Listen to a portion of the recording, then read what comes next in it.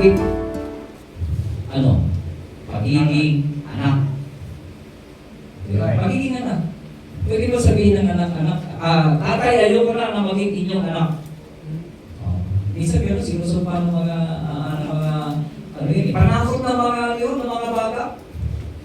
Sabi gano'n, ayoko na maging anak mo. Lalayas na ako dito.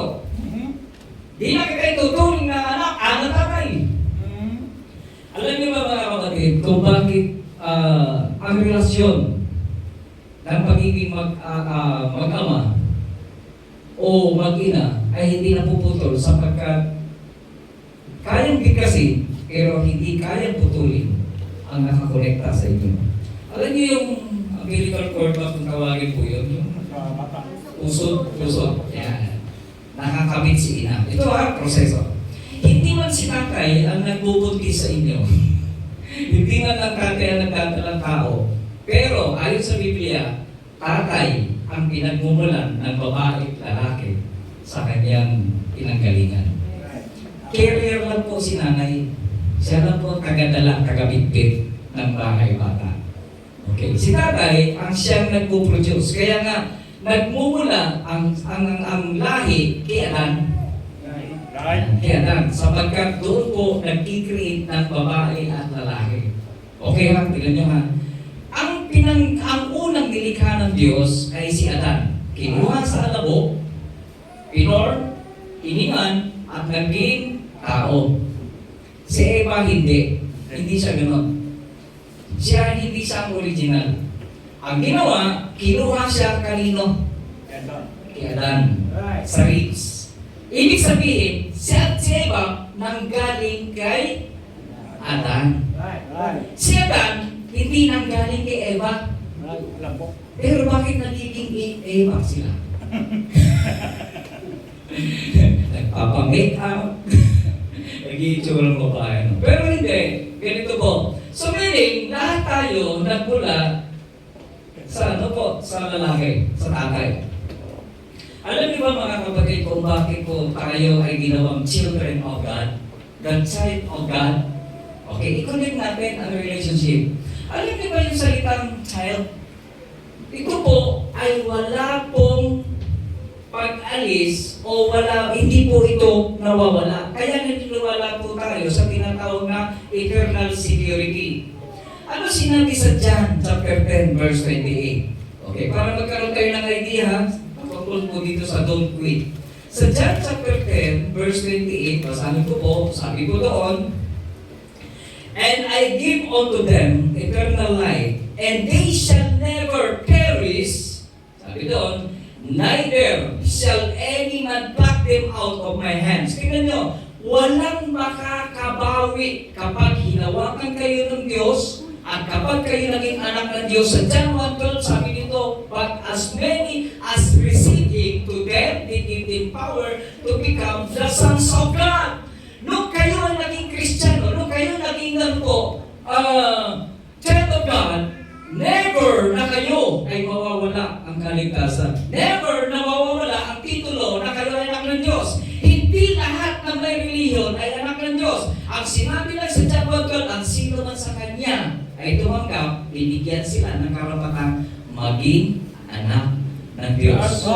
Magaling sabihin, Panginoon ko. Magaling sabihin, ang Diyos ko ay si Kristo. Pero yung pagtanggap, minsan mahirap gawin. Di ba? Obserbahan niyo sa krus ng Kalbaryo. Sino nang nagtumanggap sa Panginoon? Doon sa krus ng Kalbaryo, yung magnanakaw. Ano sabi ng magnanakaw? Panginoon, ngayon din kasamahin mo ako sa iyong karyan. Tingnan nyo ha, lahat ng religyoso nandoon. Lahat ng religion nandoon. Actually, ang nagpapahamu nga sa Panginoong Isus ay ang mga religious people Diba? Mga leader ng simbahan ang nagpapahamu sa kanya. Pero yung isang makasalanan, binigyan ng karapatan maging anak ng Diyos. Ang religion hindi makakapagligtas, mga kapatid. Pero ang pananampalataya ang makakapagligtas. So dito, ibig sabihin, hindi pala pwedeng mag-quit ang mga mananampalataya. Kasi sabi dito sa 28, sabi po, Neither shall any man pluck it out of my hand. Isipin nyo, hindi mababawi ang inyong mga ano po, ang pagiging anak ng Diyos. Kabilang kayo sa anak ng Diyos. Pero tanong, bakit nawawala ang mga Kristiyano? Di ba? Saan ka galing? Hindi ka nakita ang tama ko. Sabi kasi ng iba dito, may nakaupo dyan. Buti pa yun, may nakaupo, ano? Pero yung umuupo, wala. Invisible, ano po? Okay, no? Dito, natin malalaman, matutunayan, ang kalikasan pala ng tao at ang pagiging Kristiyano, hindi nawawala. Pero yung physically, nawawala. Ayun nga, hindi nga natin nakikita ngayon eh. Maraming bakante, di ba? At nawawala po sila.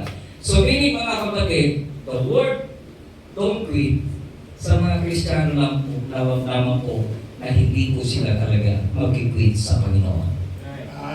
Sapagkat never na nawawala. Yung mga naniniwala sa losing salvation, yan, mga nag-quit. Yan ang mga tumakalikod. Yan ang mga bumabalik sa kasamaan. Yan ang mga bumabalik po sa mga kalikuhan. At yan po ay mga naniniwala po sa losing salvation. Di ba? At ito yung isang bagay na gusto natin pag-aralan. The word quit means to give up, to put aside, to discontinue, to cease to perform. Yun ang ibig sabihin ng quit. Ayaw mo na. Kaya pag nag-quit ang isang Kristiyano, ang feeling nila doon sa ganung sitwasyon, ang katotohanan nito, sila talaga yan ang Diyos. Pero ang tanong, namumuhay pa talaga sila na sila yan ng Diyos. At yung salitang quit ba, ay bumabalik pa ba sila? Hindi na nga eh. Di ba? Hindi na nabalik. At yan ang isang bagay, ang tanong, sila ba talaga ligtas? Sila ba talaga ay anak ng Diyos? Now, mga mananampalataya, ang first lesson ng ating pong tatalakayin sa oras na ito, don't quit! Ang ibig sabihin nito, keep studying! Still standing. Sabi ko sa talatang ito, natin pong pag-aaralan na still standing means remain upright, unbroken, or functioning after a period of hardship and trouble ay mananatili kang matatag. Mananatili ka nakatayo. Ganito ha. Ang isang matatag na poste, pundasyon, okay, sa construction po, mga kapatid, kapag ang bubuhatin ng posting ito, bubuhatin ng posting ito, ang kaya lang po niya bubuhatin hanggang second floor. Second floor. So, kung siya ay mag-i-expand, matadagdagan pa ng isang poste, ang poste nito, kaya niya ang third floor. So, magiging matatag, depende sa pundasyon. Magiging matatag siya. At mananatili siya, hindi siya matitinag kahit dumating na ang lindol na dumarating. Kaya kailangan i-secure natin ang ating pong building. I-secure natin ang ating spiritual na buhay. Pag dumating ang malaki pong lindol, hindi ka matitinag sapagkat ang pundasyon mo ay nakatayo at mananatili kang nakatayo. Amen? Don't quit! Keep standing! Number one, why? Because we will stand still with God's armor. Okay, why? Tingnan nyo ha, sa protection ng ating pagiging matatag, dapat balutin po natin ito. Suotin natin ito. Di ba? Pag ikay nakasuot nito, magiging matatag ka. Sabi ko dito sa Ephesians 6:13, wherefore take unto the whole armor of God. The whole, hindi sinabi nitong part. Hindi sinabi nitong therefore take unto you the part armor of God. Pero the whole armor of God. Why? That ye may be able to withstand in the evil day. Sa panahon na darating ang trouble. Sa panahon na darating yung evil day. Yung kasamaan. Sa panahon na nakusahan ang pagsubok na dumarating dito. Sabi nito, and having done all, to stand. At kapag isinuot niyo po ang the whole armor of God, you will never fall. Amen. Because nakatayo ka, ang suot mo, the whole armor of God. Right, man. Diba? Hindi yung isa lang ang ating pong part na dadalhin para maging matatag ka, kundi ang whole armor of God. At dahil po yan, kahit dumating ang pagsubok, sabi dito, and you may be able to withstand in the evil days. Sa panahon ng pagkapagsubukan, matatag ka. Hindi ka maghihina. Alam niyo kung bakit ang mga Kristiyano ay bumabagsak? Walang suot ng baluti ng nalupo. Ng nalupo, yung sa ng armor of God. Wala. Hindi po nila suot. At yan ang isang bagay kung bakit po bumabagsak ang mga mananampalataya. Okay, another thing. Doon naalala niyo po yung panahon ni Moses? Yung sa panahon ni Moses, minsan ang mga Kristiyano bumabagsak kapag sila ay takot. Takot. Takot magutom, takot mawala ng pera, takot na, magutom. Takot. Ang takot ang siya magdadala kung bakit kayo minsan nawawala ang pananampalataya. Nasasakal ang pananampalataya. At napapalitan ito ng takot. At kapag ikaw ay natatakot, papalit sa iyo ay mag-worry ka ngayon. Hahanapin mo ngayon ang magiging, tawag dito, yung solusyon para sa problema. Tulad dito, problema ko pinapawisan. Ito ang solusyon.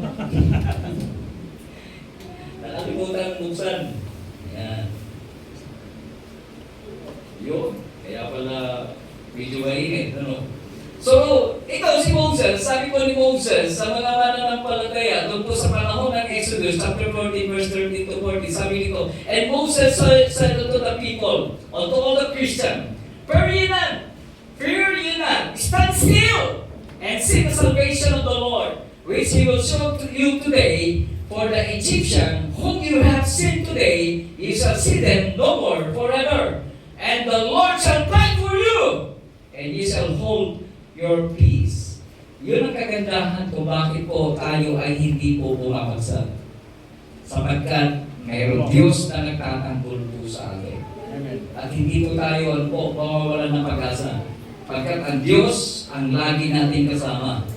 Hindi tayo iiwan ipapabayaan, sabi ng Diyos Why we need to say that yung salita, don't quit and keep standing. Another thing, stand still, for God is in us. Yan. For God is in us. Okay, tingnan nyo ha. Halimbawa, ikaw wala kang pera. Wala kang pera. Ito ha, wala kang pera. Tapos, kakain ka. Siyempre kakain ka. Sino niyakagin mo? Si Brother Paulo o si Miles? Sino niyakagin mo? Sige nga. Yung may pera. Yung may pera. Ako nga, napipili ko si Brother Paulo. Siya yung may pera Si Miles, estudyante pa siya Pasakit lang yan. Alam mo, sama ka na sa akin.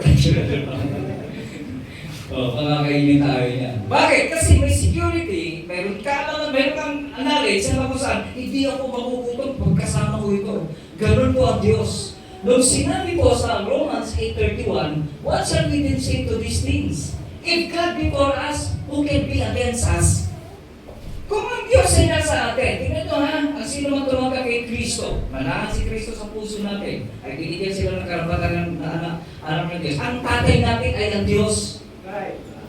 Now, ito tayo mga tatay, natural sa mga tatay, kakainin na lang natin, ibibigay pa natin sa ating mga anak. Tama mga tatay? Tama. Dadalawin kami yung dito. Okay. Tatlo, ayan. Di ba ibibigay pa natin? Kung yan, nagagawa physical sa ating pong mga tatay, how much more ang Diyos ang ating tatay? Kaya natawag sa atin children Kung kaya ang tawag sa atin ng children, ang Diyos tawag natin sa Kanya, tatay. Di ba? At yun ang isang bagay na protektado tayo. Matapang tayo. Malakas tayo. Sapagkat if God be for us, who can be against us? At yan ang isang bagay na napakaganda na maging hamon sa atin. Bakit? Don't quit. Then keep standing. Stand still. Even you have nothing.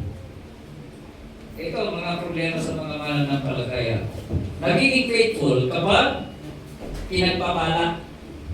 Diba? Pag may blessing, andyan. Ano pa nga yan? Giver pa nga yan eh, di ba? Pero dito, mga kapatid, ito ang problema ng mga mananampalataya. Laging naghahanap ng pangangailangan. Naghahanap sila ng may inumin. Naghahanap sila ng makakain. Naghahanap sila ng mga madadamit. Alam niyo ba, sabi ko dito, lahat ng mga bagay nito, hinahanap ng mga hindi mananampalataya. Di ba? Bakit? Sabi nito, alam ng ating Ama, kita mo, yung Diyos natin yung if God before us, ito yun, sabi nito, for your heavenly Father. Tingnan niyo yung connection, yung relationship. Tayo ang child of God, tayo yung children, and He is our Father. Know it that you have need of all these things. Alam na ng Diyos yun ang mga pangangailangan mo Di ba? Tingnan niyo si Tatay. Si Tatay, kami mga tatay, kami mga tatay, natuto kami na maging tatay nung lumabas ang mga bata. Wala namang school sa pagiging tatay Mayroon pang school. Bibigyan ng certificate, congratulations, you are now tatay. Diploma, with diploma. Wala. Wala kaming knowledge kung paano maging tatay. Di ba? Pero nung lumabas kayo, ito na. Alam na namin ang kailangan ng mga bata. Bakit?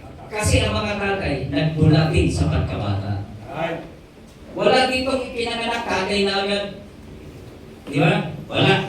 Kundi dumaan tayo at yung pangangailangan niya ay kailangan i-provide na po natin. Kaya nga si tatay, pag nagtrabaho, talagang trabaho. Minsan nag-upload pa yan. Then sabi niya, gusto niyo magkaroon kayo ng mga bagay nito, unahin niyo ang kaharian ng Diyos at ang kanyang katwiran. At ang lahat ng mga bagay nito, bibigay ng Diyos. That's right. Tingnan niyo po, sa tatay nga, ganun Di ba? Alam niyo ba kung sino ang paborito ng ng tatay? Di ba sunuring anak? Alam niyo ba dalawang klase? Sa panahon natin, ang pinagpapala at hindi pinagpapala. Why? Dalawang klase ang anak ng Diyos. Isang masunurin at isang hindi masunurin. Pero anak sila ng Diyos. Di ba? Pero sino mga mas pinagpapala? Yung pong isang anak na masunurin. Ano nangyayari doon sa hindi masunurin? Hindi pinapalo. Di ba? Hinahataw at dinidisiplina ng kanyang tatay. Ano ang gusto niyo? Pagpapala o pagpapalo? Pagpapala. Isang bagay na ating pong pagpipilian na dapat natin itong maintindihan. Now, naintindihan na ba natin na kahit wala tayo, dapat manatili tayo maging matatag? Sapagkat ang Kristiyano, hindi mukhang pera. Right. Kundi mukha siyang, mukha siyang, Kristiyano. Ano na? Nagmupula kayo kung Okay, so yun yung kailangan na dapat natin pagkakasama. Pangalawa, don't quit! Meaning, keep serving! Right. Magpatuloy tayo mag-ikot. Kung tayo ay hindi ko kailangan natin itong magpatuloy po tayo. Ito na yung pag-aaralan natin si Peter. At dito po, makikita natin sa we need to persevere in service. Yung binasa natin kanina, si John chapter 21, verse 3 to 6, makikita natin dito patungkol kay Simon Peter. Si Simon Peter ay tumigil sa paglilingkod. Nakita niya, tingnan nyo na witnessan ni Peter ang turo ng Panginoon. 3.5 years, tinuruan sila ng salita ng Diyos. 3.5 years. After noon, namatay ang Panginoon at nabuhay na muli. Ang problema, dito, nung nagpakita na muli ang Panginoon at nakilala niya ng Panginoon ay totoo, isipin mo, yung nakakilala siya sa Panginoon, siya pa yung tumalikod sa Panginoon. Siya yung huminto sa paglilingkod. Alam mo, sabi ni Peter sa verse 3, sabi niya, and Simon Peter said unto them, kita mo, ito pang pangit yung bad testimony. Yung kanyang pag-quit, maraming nakakalam. Pinagsabi niya, ayaw mo na sa ministry. Sabi ganito, Simon Peter said unto them, I go fishing. Ayan. First, makikita natin, when you leave, sabi ka lang, when you leave, you will serve other God. Bumalik sa trabaho si Peter. Bumalik siya sa trabaho. Bakit? Yun ang kanyang pangunahing pangangailangan. Income. Pera. Okay. Bumalik po siya sa trabaho. Nung sinabi niyang, I go fishing. Alam niyo sa Matthew 6:24, sabi dito, no one can serve two masters. Sabi dito, for either he will hate the one and love the other. Kita niyo? Pag tumalikod ka, tatalikuran mo ang Panginoon, mayroong ipapalit sa posisyon, sa puso mo, ay ang mga bagay sa sanlibutan. At yan ang iyong mamahalin. Kakalimutan mo ang dati mong pinaglilingkuran at maglilingkod ka ng bago. Sabi dito, or else he will hold to the one and despise the other. Salitang despise, mga kapatid, quitting. Di ba? Ayoko na. Pero alam nyo, yun ang hindi maganda na nangyari po kay Peter. Another thing, when you leave, many will follow you. Bakit kaya maraming sumunod kay Peter? Kasi sabi niya, and he said unto them, nanghikayat. Nanghikayat. Alam mo, ganun talaga ang mga Kristiyano, di ba? Noong unang panahon, dami-damay na. Ako lang ba ang mag-quit? Magtatamay ako. Sabi ko, alis na ako. Alam kasi ni Peter, may follower siya. Spokesman kasi si Peter eh. Di ba spokesman siya, siya yung tagapagsalita, siya yung laging namumuna. At maraming nakikinig po sa kanya. At ang isang leader, kapag maraming nakikinig, marami siyang follower. At marami po siyang makukuha sa mga bagay na yan.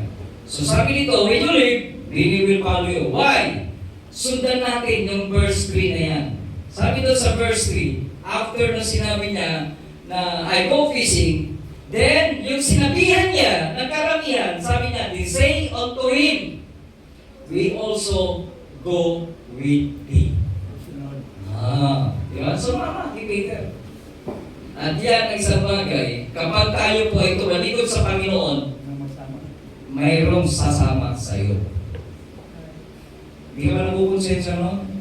Mga kapatid, di ba? At kailangan natin na kung saan, mag-stay naman tayo maglingkod para yung tao sasama sa iyo, mag-i-experience siya, maglilingkod. Di ba? At yan ang dapat natin pakakaragdaan. Hindi lang po yan. When you leave, the blessing that was meant for you will be lost. Alam mo, mawawala ang mga pagpapala na dati ka naglilingkod, mawawala. Sundan natin sa verse 5. Sabi sa verse 5, then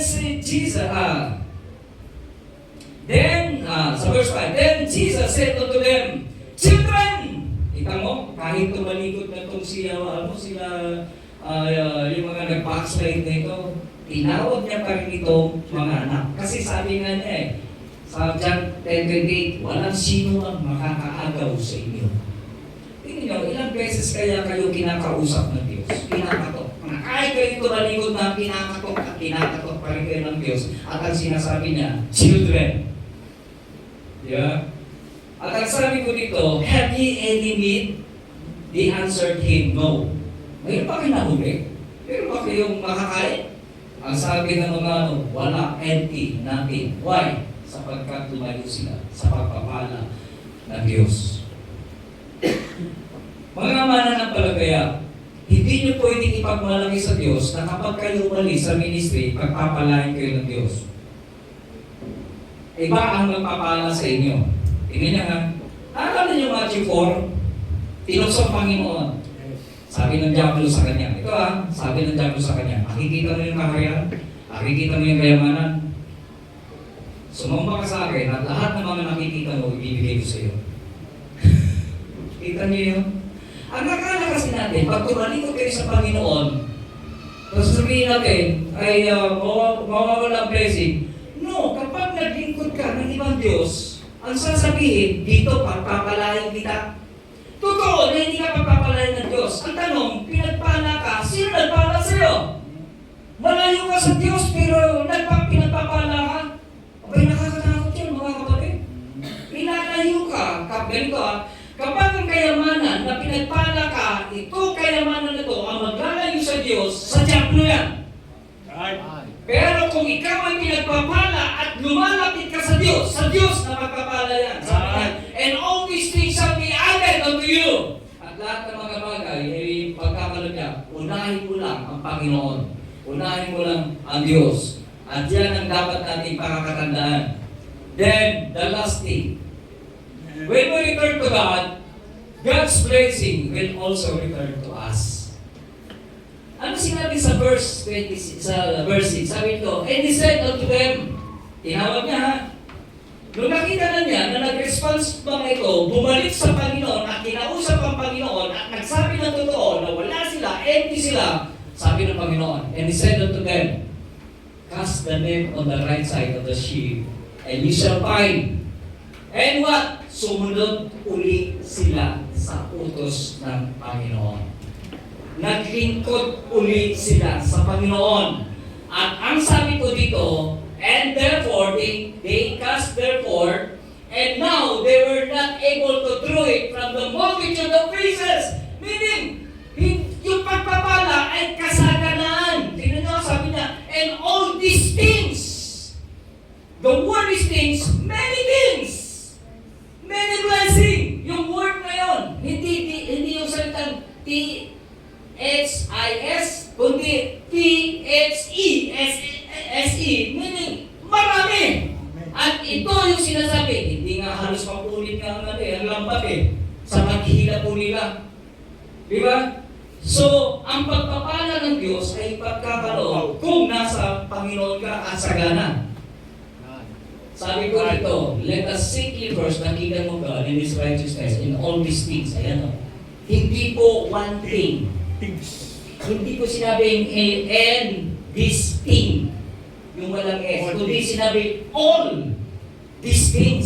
Sagana. At pinatunayan ito ng Diyos, nung tumalikod ito at bumalik sila sa Panginoon, maraming isda na halos mapulit po at wala sila mapagsisitlan sapagkat sumunod sila, bumalik sila sa Panginoon at maglingkod muli.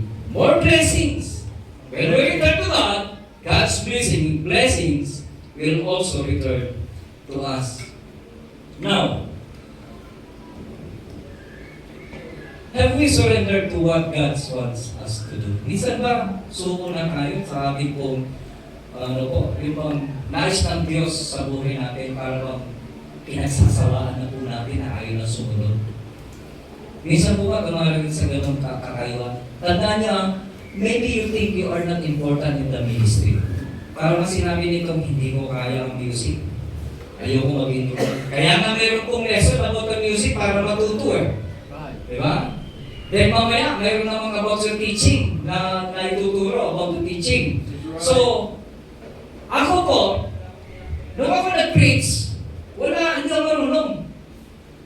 Nung ako mag-song lead, hindi rin ako marunong. Pinagtatawanan ako dahil kaliwete ako Nagsusong lead ako kaliwete. Sabi nila, hindi nila, iba, sabi ko, siyempre, unique ako Naiiba ko sa inyo, kaliwete ako. So may identity, ito po. So dito, makikita natin na wala namang ipinanganak dito na marunong na magsulat Wala namang ipinanganak dito na marunong na gumamit ng computer Marunong na mag-gitara Wala! Ang kailangan lang natin, alamin ang ministry at tuturuan tayo at magsisimula tayo. Don't give up. The second thing, maybe you think someone else can do the job better than you. Comparison. Kaya ayaw sa ministry, mas magaling siya mag-gitara kaysa sa akin. Mas magaling siyang umawit kaysa sa akin. Mas magaling siyang tumugtog kaysa sa akin. Mas magaling siyang mag-preach kaysa sa akin. Comparison. Di ba? Mga kapatid, magiging disipulo na pinili niya, maging isda at magsasaka. Sa panahon na yun, pinakamahirap at hindi edukadong tao. Pero pinili ng Diyos na kasama sa 12. Si Andrew, si Peter, mga mangingisda po yun. May pinag-aralan, wala.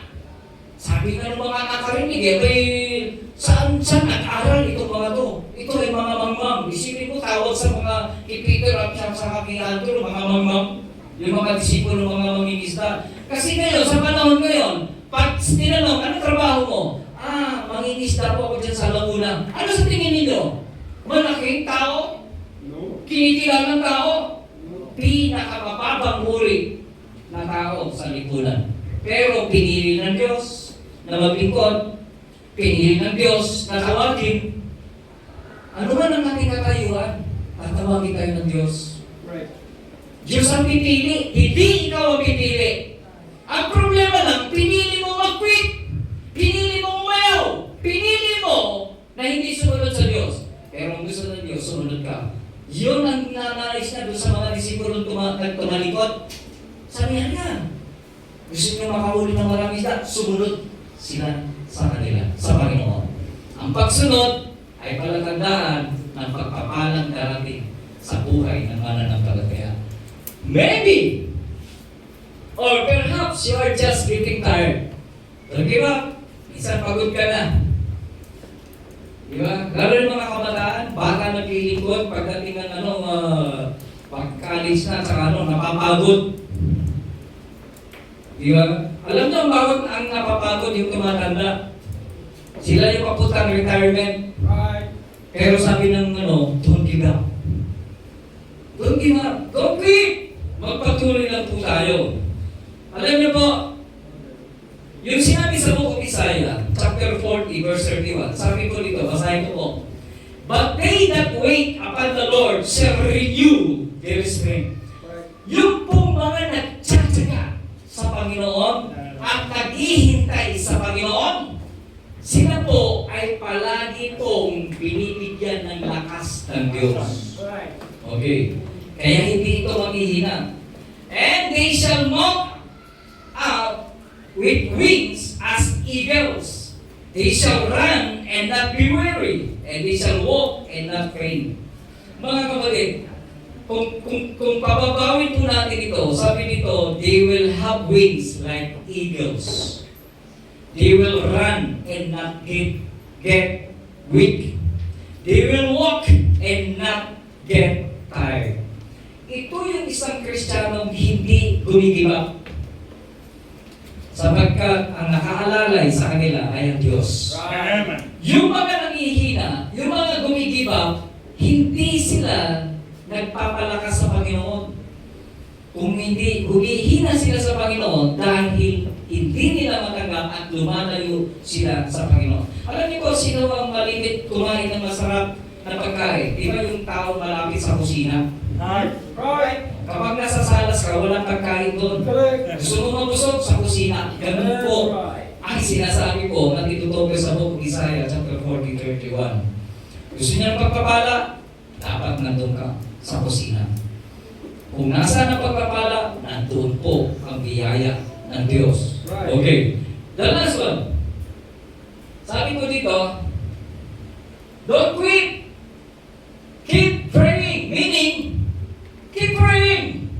Naalala niyo si Abraham at si Lot. Paulit-ulit kong pinabasa itong kay Abraham at kay Lot. Sa kwento na yun, di ba? Nung yumaman itong sila, okay, bigyan ko kayo ng idea, bago Genesis 18. Nung yumaman sila, ako na mayaman dyan, si Abraham. Mayaman si Abraham. At sila, pamangkin po niya. Isinama niya ito, at dahil paborito niya pamangkin ito, isinama niya ito. At nung isinama niya ang kanyang pamangkin, ay tinuruan niya na magpalago at nagkaroon siya ng sariling pera, nagkaroon ng sariling kayamanan, nagkaroon ng sariling servant. At dahil doon, yung servant niya at yung kayamanan hindi na mabilang. At nag-aaway na ang mga servant. Kaya sabi ni Abraham, maghiwalay na lang tayo. Mamili ka. Anong gusto mo? Sa bundok o sa kapatagan? Ang pinili nila ay ang kapatagan. Pinili niya. At nagtayo siya sa harap mismo ng Sodom at Gomorrah. At namuhay po siya doon. Tumagal po siya doon At ang kanyang pamilya, isinama niya po, at ang kanyang mga servant, kasama niya, at ang kanyang mga ari-arian. But God was ready to destroy the cities because of their grievous sin. Alam niyo, nakita ng Panginoon na ang Sodom at Gomorrah ay punong-puno na ng kasalanan, gumagawa na.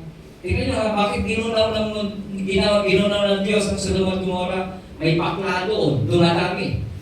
Di man nabubuntis, pero nanganganak. Right. That's right.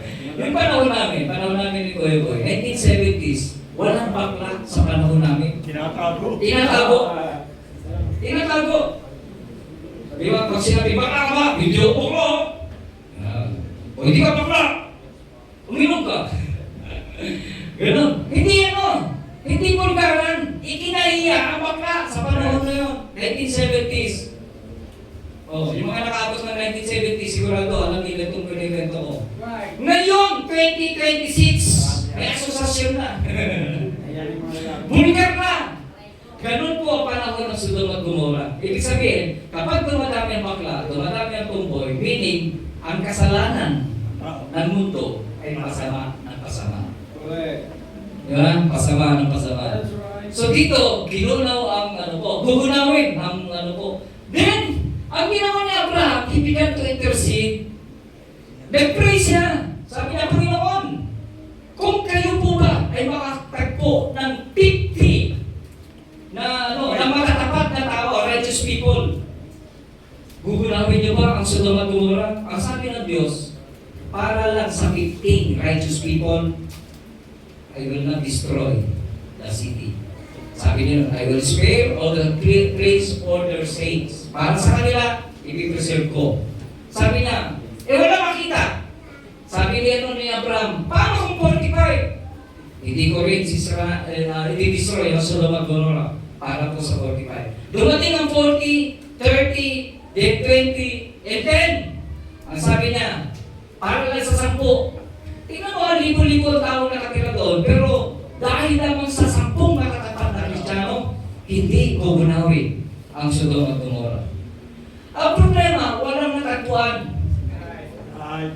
Alam nyo, ang problema kay Abraham, ito, nag-quit siya sa prayer. Binalikan ko lang kwento. Sabi ko, bakit kaya nasulog ang Sodom at Gomorrah? Nung nananalangin si Abraham, nag-limit siya hanggang 10 lang. At dahil doon sa 10, hanggang 10 lang, napagod si Abraham sa kapapanalangin. Dahil sa Sodom at Gomorrah, tumigil siya sa panalangin at umalis po siya hanggang 10. Pero tingnan mo ang Diyos, sabi na, kahit 10 lang, hindi ko gugunawin ang Sodom at Gomorrah. Ang problema, kaya nagunaw ang Sodom at Gomorrah, tumigil sa panalangin si Abraham. Tumigil. At dahil doon, nag-quit si Abraham sa prayer. Tumalikod siya sa Diyos at umalis siya sa harapan ng Diyos. At tayo ngayon, sinulog ang Sodom at Gomorrah. Mga kapatid, kapag kayo napagod sa prayer, ay ganoon din po, nag-quit din po kayo sa Panginoon. Huwag kayo mapagod. Di ba? Kahit nag-iisa na lang ay papanalangin ang sasabihin ng Diyos dahil sa nag-iisang katapat-tapat na yan, hindi ko susunugin ang Sodom at Gomorrah. Ang problema, tumigil siya eh. Tumigil eh. Tumalikod si Abraham sa 10. Hindi nila sinundan ng 9. Isamantalang nandun sila. Nandun ang kanyang pamilya. Di ba? Mayroon siyang mga manugang. Di ba? Kurang nga lang sa 10. Wala nga lang sa 10. Ang problema, tumigil po si Abraham at hindi na nagpatuloy. Mga kapatid, why didn't he continue to intercede for sa prayer po para kila? Why did he quit? Ganon din po kaya po ba tayo? Napapagod po ba tayo manalangin? Na dati ay nananalangin tayo sa umaga, tanghali, gabi, napagod, hindi na po nag-pray. So anong mga i-expect ninyong answers prayer? Sasabihin niyo na in God's timing? Minsan nire-reason na ng mga, ng mga mananampalataya. Nalago, bakit hindi ka na nag-pray? Hintay ko na lang ang kalooban ng Panginoon. Hindi ibibigay ng Diyos yun. Bakit? Kasi tumigil ka sa panalangin. Amen. Kailangan magtuloy ka sa panalangin at panindigan mo sapagkat naninindigan ang Diyos. Tingnan mo, naninindigan siya sa 50, hindi niya gugunawin. Sa 45, hindi niya gugunawin. Sa 40, hindi niya gugunawin. Sa 30, sa 20, sa 10, hindi niya gugunawin. Itumigil ang panalangin. Kaya natuloy po ang paggunaw po ng mundo. Don't quit! Keep standing! Keep serving! And keep praying. Amen. Gusto niyo pagpalain kayo ng Panginoon? Pagpapalain lamang kayo ng Panginoon kung hindi po kayo makikwit. Ang pagkikwit ay palatandaan na ang pagpapala ay hindi niyo po makamtan. Ang pagkikwit ay palatandaan ng isang kahinaan. Ang pagkikwit ay palatandaan na hindi ka nagtitiwala sa Diyos. Right. Ang pagkikwit ay sinasabi mong enough is enough. Ang Diyos ay nandyan. Sabi ng Panginoon, I will never leave thee nor forsake thee. Amen. Ang Diyos ay hindi nagpabaya. Pero ang problema, tayo ang nagpabaya. Sa tungkulin natin, hindi tayo nanatili magtatat, hindi tayo nanatili naglilingkod, hindi tayo nanatili nananalangin sa Panginoon. Ang Diyos ay nagtitiwala sa atin. Kayo ba ay nagtitiwala sa Diyos? Kung nagtitiwala kayo sa Diyos, don't say the word quit.